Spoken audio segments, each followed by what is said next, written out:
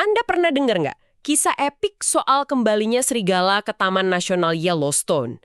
Coba bayangin deh, selama hampir 70 tahun serigala itu nggak ada di sana. Akibatnya, populasi rusa merajalela.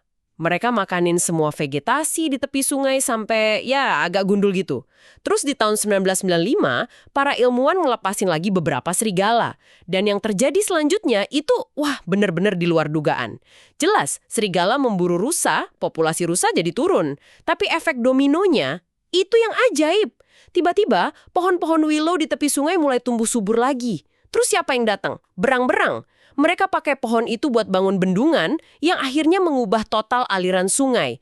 Jadi ada kolam-kolam baru, rawa-rawa baru, habitat baru ini ngundang ikan, amfibi, burung, bahkan elang dan rubah.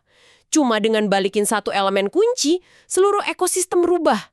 Nah, gimana kalau ide brilian Anda punya kekuatan yang sama? Hari ini kita mau bedah tuntas bab 10 dari sumber kita tentang pola pikir implikasi. Tepat sekali. Kisah Yellowstone itu analogi yang sempurna. Pola pikir implikasi ini, pada dasarnya itu seni untuk berhenti sejenak. Tepat di tengah euforia, kita nemuin ide baru yang rasanya jenius banget, terus kita tanya, tunggu dulu, kalau serigala ini kita lepas, apa aja nih yang bakal terjadi? Ini tuh bentuk dari sistem thinking. Kesadaran kalau ide kita nggak hidup di ruang hampa. Ia akan masuk ke dalam sebuah ekosistem yang, ya, rumit, penuh hubungan sebab akibat yang nggak tergugah. Nah, tujuan kita ngobrol-ngobrol hari ini sebenarnya simple. Supaya setelah ini, ada dua pertanyaan super penting yang selalu Anda ingat sebelum meluncurkan ide baru. Pertama, haruskah kita melakukannya? Dan yang kedua, bisakah kita melakukannya? Oke, kita bongkar pertanyaan pertama dulu ya. Haruskah kita? Kedengarannya filosofis tapi ini praktis banget. Ini soal etika, tanggung jawab, dan semua konsekuensi tak terduga yang bisa menghantui kita. Saya langsung ingat contoh Kekaps dari Keurig. Dulu pas pertama kali muncul, saya pikir itu penemuan terhebat abad ini. Serius, kopi nikmat dalam 30 detik. Nggak perlu repot, semua orang suka kan? Termasuk saya. Tapi nggak pernah kepikiran sama sekali kalau kemudahan secangkir kopi ini akhirnya jadi gunung sampah plastik global yang nggak bisa didaur ulang. Ini contoh yang bikin merinding sih. Bagaimana kita bisa begitu fokus sama solusi sampai buta sama konsekuensinya. Benar sekali. Dan kebutaan itu terjadi di mana-mana loh. Coba deh kita lihat contoh dari dunia profesional. Tombol Easy Apply di LinkedIn. Niat awalnya kan mulia banget ya, mempermudah orang melamar kerja. Siapa yang nggak suka? Tapi coba kita lihat implikasinya. Karena melamar jadi terlalu gampang, para perekrut itu kebanjiran ratusan bahkan ribuan lamaran buat satu posisi. Banyak yang nggak relevan sama sekali. Akibatnya apa? Sistem penyaringan otomatisnya, ATS, jadi makin agresif. Beberapa perusahaan bahkan secara spesifik nyuruh sistemnya buat yang ngebuang lamaran yang masuk lewat Easy Apply. Ironis kan? Fitur yang dirancang buat buka pintu kesempatan, Justru malah bikin beberapa kandidat berkualitas jadi tersingkir bahkan sebelum CV-nya dilihat manusia. tepat. Tapi, tunggu dulu. Bukankah itu justru mendemokratisasi proses lamaran kerja? Dulu, mungkin cuma orang yang punya banyak waktu yang bisa kirim lamaran bagus ke tiap perusahaan. Sekarang, semua orang punya kesempatan yang sama buat dilihat, walaupun jumlahnya jadi membludak. Mungkin masalahnya bukan di fiturnya, tapi di sistem perekrutan yang kuno dan nggak siap sama volume segitu. Itu poin yang sangat menarik. Dan ini nunjukin betapa kompleksnya masalah ini. Anda benar, niatnya demokratisasi. Tapi dalam prakteknya, inovasi ini nabrak sistem yang ada dan malah menciptakan masalah baru. Inilah inti dari pertanyaan, haruskah kita? Bukan berarti idenya jelek ya, tapi kita harus tanya, waktu kita ngenalin ide ini ke sistem yang ada, konsekuensi apa yang muncul? Dan kita siap nggak nanganinnya? Dalam kasus Easy Apply, LinkedIn bikin solusi buat pencari kerja, tapi nggak sengaja bikin masalah besar buat perekrut, yang akhirnya ya berbalik merugikan pencari kerja itu sendiri. Jadi ini kayak main catur 4D ya. Mesti mikir beberapa langkah ke depan. Kenapa ya kita sering banget sih ngelewatin ini? Rasanya kita semua punya titik buta yang sama. Karena otak kita memang dirancang begitu. Ada dua bias kognitif utama yang bermain di sini. Pertama, bias terlalu percaya diri. Kita cenderung melebih-lebihkan pemahaman kita soal sebuah sistem. Kita ngerasa, Saya tahu persis ini bakal jalan gimana. Padahal, sistem sosial atau pasar itu jauh lebih rumit dari bayangan kita. Kedua, dan ini yang paling bahaya, adalah bias simplifikasi. Otak kita tuh suka menyederhanakan masalah rumit biar terasa lebih gampang dikelola. Kita buang variabel-variabel yang ganggu biar model mental kita kelihatan rapi. Akibatnya, kita ngerasa udah mikirin semuanya. Padahal kita cuma lihat sebagian kecil dari gambaran besarnya. Tunggu. Bias simplifikasi ini kayaknya mekanisme bertahan hidup kita sehari-hari, bukan sih? Kalau nggak begitu, kita bisa lumpuh karena kebanyakan informasi.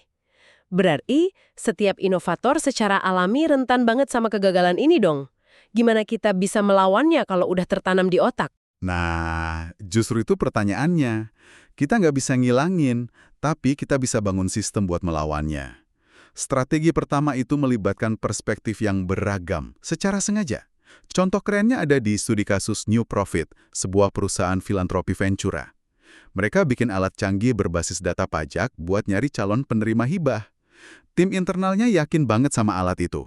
Tapi sebelum diluncurkan, mereka ngadain lokakarya pembunuhan ide, khusus buat nyari konsekuensi negatif.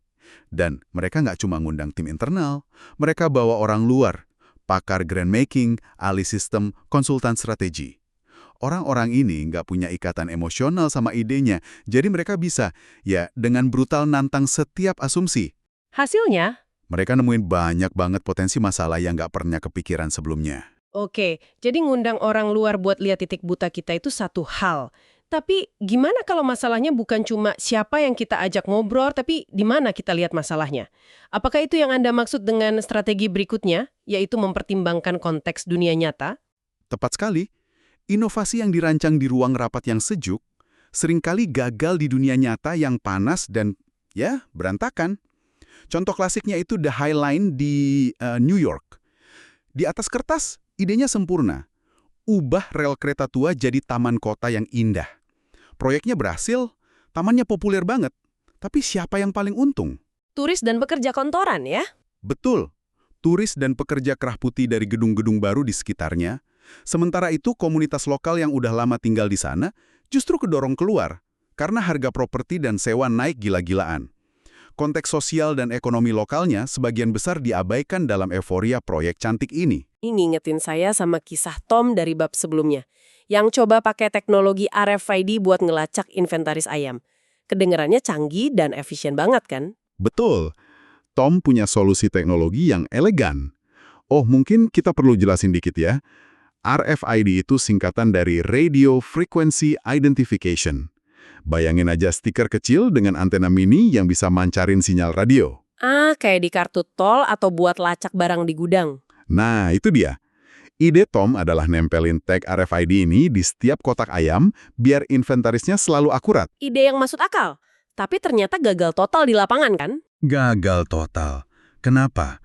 Karena dia nggak mikirin konteks dunia nyata dari sebuah pabrik pengolahan ayam. Lingkungannya itu kasar banget. Setiap hari, semua peralatan, termasuk kotak-kotaknya, harus dicuci pakai bahan kimia bertekanan tinggi buat sterilisasi. Ternyata, lem perekat tag RFID-nya nggak tahan. Tagnya lepas terus.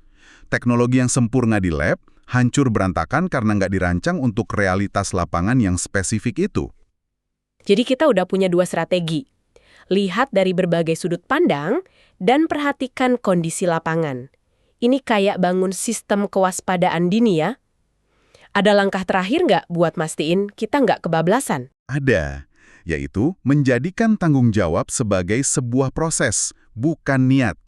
Artinya, kita perlu sengaja membangun momen refleksi ke dalam jadwal proyek kita. Sebut aja pemeriksaan tanggung jawab atau responsibility checks. Ini bukan rapat biasa. Ini sesi terjadwal di mana satu-satunya agenda adalah bertanya, siapa yang mungkin dirugikan oleh ide ini? Skenario terburuk apa yang belum kita pikirkan? Dengan menjadwalkannya, kita maksa diri kita buat berhenti dan mikir, bukan cuma lari kenceng terus. Oke, jadi anggaplah kita sudah lolos ujian haruskah kita. Idenya etis, kita udah mikirin dampaknya, dan kita siap bertanggung jawab. Tapi itu baru setengah perjalanan kan? Sekarang kita masuk ke pertanyaan yang mungkin lebih bikin pusing buat para visioner. Bisakah kita beneran mewujudkan ini? Ini bukan lagi soal ide, tapi soal eksekusi yang penuh darah, keringat, dan air mata. Persis. Dan disinilah konsep Geoffrey Moore tentang whole product jadi relevan banget. Banyak inovator itu jatuh cinta sama device mereka. Teknologinya, aplikasinya, algoritmanya. Tapi pelanggan nggak beli device, mereka beli whole product, seluruh pengalaman. Mulai dari kemasan, buku manual, layanan pelanggan. Komunitas pengguna, semuanya. Pertanyaan, bisakah kita maksa kita mikirin keseluruhan paket itu? Dan ini bisa kita pecah jadi 3 pilar utama. Pilar pertama, yang paling jelas, kelayakan finansial. Punya uang nggak buat bangun dan yang lebih penting, mempertahankannya. Tepat. Contoh yang inspiratif banget di sini adalah program Wornwear dari Patagonia. Bayangin deh, sebuah perusahaan pakaian yang justru nyuruh pelanggannya buat nggak beli baju baru, tapi perbaiki yang lama. Secara bisnis ini ide gila kan? Tapi mereka bertanya, bisa nggak ya kita bikin perbaikan jadi model bisnis yang untung? Dan mereka berhasil kan? Saya sendiri punya jaket Patagonia yang umurnya udah hampir 10 tahun. Rasanya aneh aja ngebayangin sebuah perusahaan justru pengen saya memperbaikinya daripada beli yang baru. Ini bener-bener ngubah cara kita mandang konsumerisme. Dan itulah jeniusnya mereka. Mereka nggak cuma punya niat baik, mereka bangun model bisnis yang solid di sekitarnya. Mereka bikin sistem perbaikan yang terstandar, ngelatih teknisi khusus, bahkan bikin sistem kredit tukar tambah buat pakaian bekas. Mereka buktiin kalau keberlanjutan itu bisa layak secara finansial. Nah, untuk memetakan semua ini, alat kayak bisnis model canvas itu berguna banget. Alat itu maksa kita mikir sistematis soal sumber pendapatan, struktur biaya, mitra kunci, dan semua hal yang sering kita lupain. Oke, pilar finansial beres. Pilar kedua, kemampuan tim. Punya ide hebat dan uang banyak nggak ada artinya tanpa orang yang tepat buat ngejalaninnya. 100%. Sebuah ide hanya sebagus tim yang mengeksekusinya. Lihat deh contoh Logic Monitor, perusahaan pemantauan TI. Mereka tumbuh pesat banget. Dan mereka sadar, teknologi canggih aja nggak bakal cukup buat mempertahankan pertumbuhan itu. Jadi mereka investasi besar-besaran pada kemampuan tim. Mereka rekrut posisi pimpinan baru yang non-teknis, seperti Chief Performance Officer buat optimalin operasi internal sama Chief Customer Officer buat mastiin pelanggan mereka seneng. Jadi mereka sadar butuh lebih dari sekedar jagoan coding ya. Mereka butuh orang yang bisa ngelola, ngejual, dan ngelayanin. Betul. Mereka paham, untuk naik level, mereka butuh keahlian di luar bidang teknologi inti mereka. Masuk akal. Nah, pilar terakhir ini yang paling fundamental, kelayakan teknologi. Apakah sains atau infrastruktur dasarnya emang udah ada dan siap? Ini adalah kuburan bagi banyak mimpi besar. Dan contoh paling tragisnya tentu aja Theranos. Kisah ini selalu bikin saya merinding sih. Visinya begitu mulia, begitu kuat. Melakukan ratusan tes kesehatan cuma dari setetes darah. Mereka bisa ngumpulin dana miliaran dolar, rekrut dewan direksi yang isinya orang-orang hebat. Masalahnya cuma satu. Teknologinya nggak pernah ada. Tepat.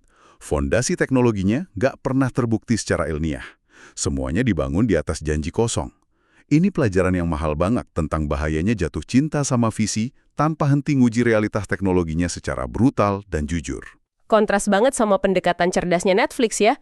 Waktu mereka rilis tahun 1998, visi akhir mereka kan udah jelas, streaming film online.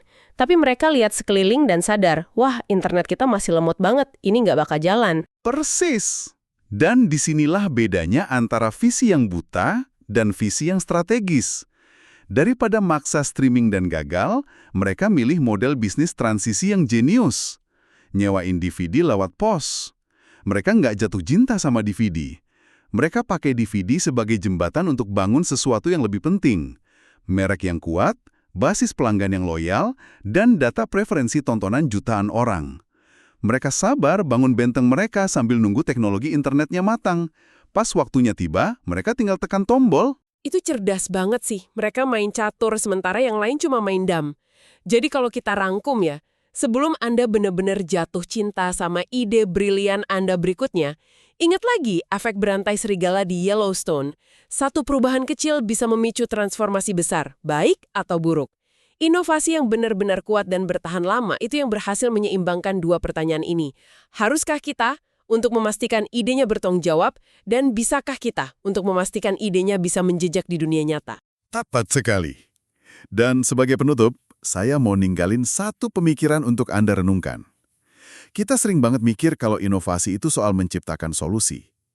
Tapi pola pikir implikasi ini ngajak kita lihat dari sudut pandang beda. Inovasi adalah tentang menciptakan konsekuensi. Jadi pertanyaannya bukan lagi sekedar masalah apa yang akan dipecahkan oleh ide saya, tapi menjadi dunia seperti apa yang akan tercipta jika ide saya ini berhasil.